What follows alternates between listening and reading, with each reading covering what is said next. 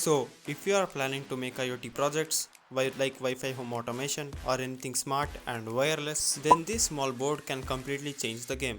So this is the ESP32 Devkit V1 and today let's see what features it has and what can be built with it. So if you have used the Arduino before and want to upgrade, then this board is the perfect next step. And right at the front which you see is the micro USB port.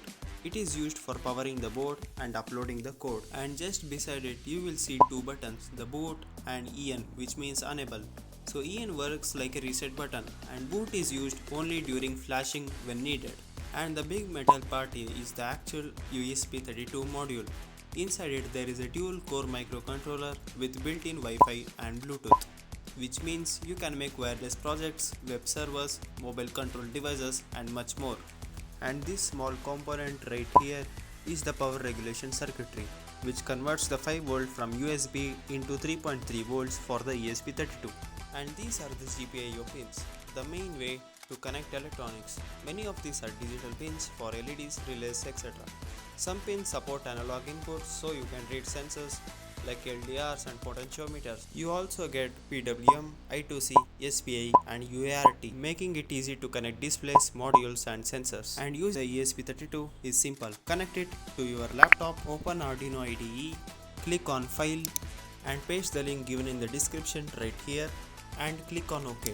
Now go to board manager and type ESP32 and download this ESP32 by expressif. Now click here and select your board, and if it's not showing your board, click here, select your USB port and type the board name and click on OK. So here I have a basic blinking code. Now click on the upload button, and after compilation, when it's showing connecting, then press the boot button on your ESP, and after some time the code will be fully uploaded. So right here as you can see, the LED is blinking according to the code.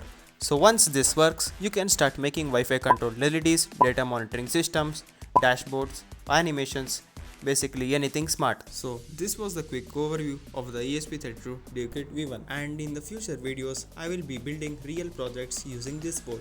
So make sure to like the video, subscribe and comment out what project you want to see. And thank you for watching. See you next time.